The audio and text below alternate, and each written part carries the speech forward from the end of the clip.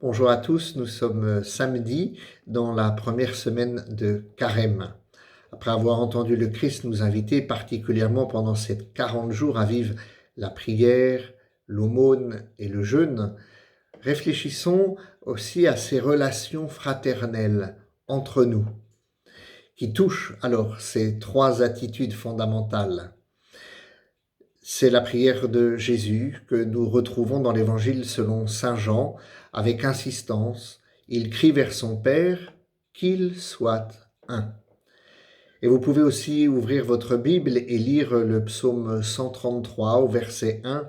Voyez qu'il est bon, qu'il est doux d'habiter en frères ensemble. Ceux d'entre vous qui sont paroissiens de la paroisse Charles de Foucauld à Saumur connaissent bien, depuis l'érection de cette paroisse par Monseigneur Delmas, les trois attitudes de notre projet pastoral: accueillir, aimer Jésus, vivre en frères. Alors, nous sommes étroitement unis par des liens communs fondamentaux, et particulièrement, ce lien, c'est que nous écoutons ensemble la même parole dans la Bible, parole de Dieu. Nous sommes encore unis dans la foi apostolique, ce credo que nous professons chaque dimanche et qui devient vraiment et qui irrigue notre vie chrétienne depuis notre baptême. Il y a encore la grâce sacramentelle de chacun des sacrements que nous recevons, qui nous unit les uns ou les autres, et qui font alors ces sacrements que nous sommes ensemble en chemin pour une unité toujours meilleure, toujours plus belle, toujours plus parfaite.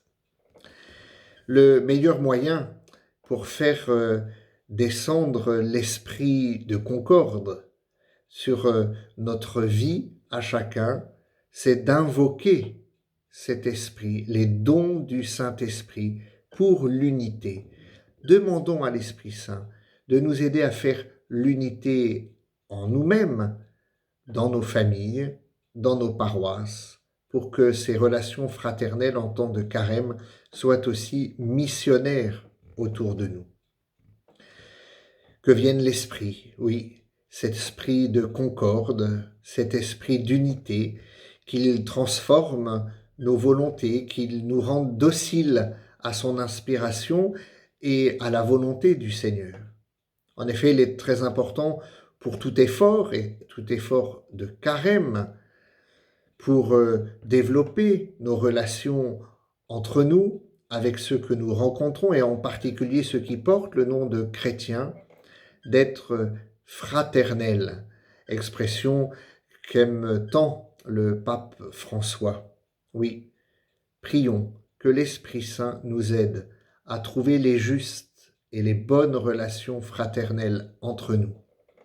Il est bon alors encore de continuer à purifier notre mémoire du passé lorsqu'il y a eu des divisions dans nos vies, pour promouvoir un avenir de compréhension réciproque avec notre époux, avec nos enfants, avec nos amis, avec ceux avec lesquels nous travaillons.